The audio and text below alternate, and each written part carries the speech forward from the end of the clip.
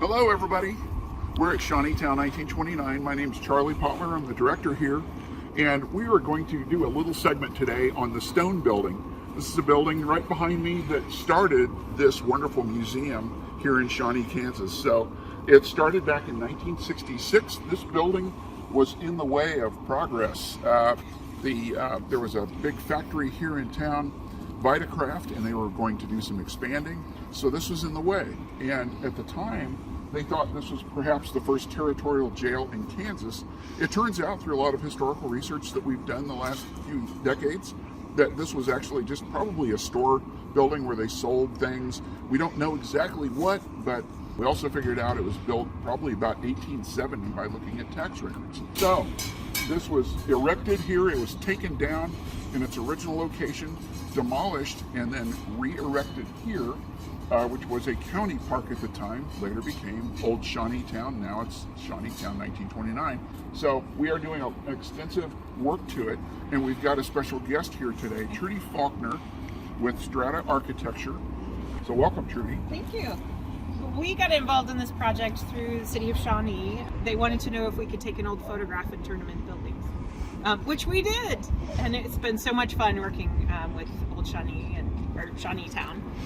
And so on this building, what we're doing is we're helping Charlie out by doing some field verification. You can see my chicken scratches here with all my notes for dimensions and just some quick items. So I'll take these back to the office and actually turn them into real drawings.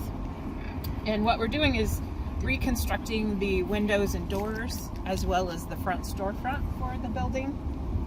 So replicating them to what they would have originally looked like is the main goal, which is what we've done on other buildings on the site. And just really looking at every detail and making sure it's appropriate for that time period. This is Sadie, the history pup, and Sadie helps us with our preservation projects and all program planning for the site. She's liking the sun. She's a stickler for authenticity, aren't you, Sadie? So one of the things we're working on today is where we are repointing the rock. So we're taking these joints. On the back of the building, it looks really good. On the front of the building, it does not look very good. So time has weathered, freezing, thawing. So they take out the mortar joints between the stones several inches, and then they will put new authentic mortar joints, mortar in here that has the right mixture of sand and lime and mortar that's more historically appropriate. So that's what they're doing on the front of the building. We put a new floor in not too long ago. We thought we were going to do some extensive jacking up of the building and new footings, but we found out that in 1966, when they rebuilt this building, the committee that did this really knew what they were doing, and they must have had an expert mason on site, because those foundations go down into the ground between 42 and 46 inches, well below frost line. So this building is rock solid. One of the main things, like Charlie said, is the repointing, because typically as buildings were stabilized and maintained over time, they came back with the typical or standard material that was used at that time period. And in the 1930s, there was a whole lot of concrete being used in structures, and that's something that carried through to the 60s. And it's too hard of a mortar, so what happens is that it will cause the stone to deteriorate, and I don't see a lot of that on this building. So it was done well and has been maintained well over time, but removing that hard mortar and putting in a more lime-based mortar is appropriate for this structure. So that's what they're doing. And then the next phase that Trudy's working on now is designing the doors and the windows in the historic storefront that will be recreated by hand, because you can't just go to Lowe's or Home Depot and buy historically accurate windows and doors. I wish we could, but we can't. So those have to be fabricated. And there are many craftsmen that can do that work anymore. We've been lucky to find a couple that we've worked with on other historic projects that have talked to Charlie about working on this structure and putting some bids together, but just developing those design details is what really brings that character back to the building, and that's what we enjoy doing. This would be a nice wide open structure for the museum to have. So some of the details that you can see that still exist are the hand-hewed lintels over the windows. And on the interior, they're actually in really good shape. On the exterior, I don't know if they were replaced or if they were supplemented with steel lintels, but they didn't bear on either side, so they're not really in good shape on the exterior, and that's caused some of the masonry to move. So that's one of the repairs that will be addressed as well.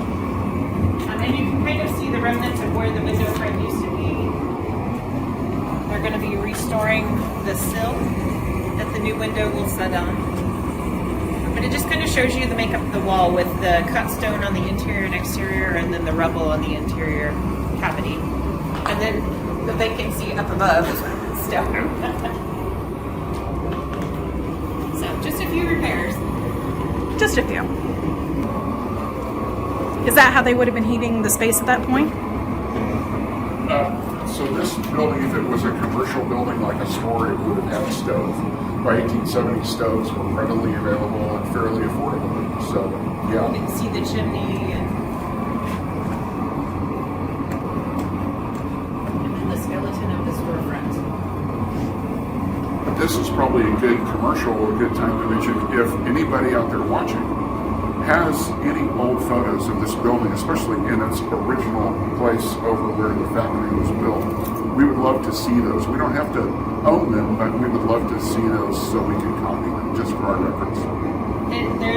You'd be amazed at what we can find from historic photos, just little detail adjustments. And like the front of the building had wood and probably shingles across the front of it, I believe is what was shown on some of the photos we had. Yeah. And then the back has stone going all the way up to the ridge line of the roof. So just some interesting changes over time, and how that would have originally been detailed is very important to the process that we go through. All right. Thank you so much for being here. We appreciate you. Thanks.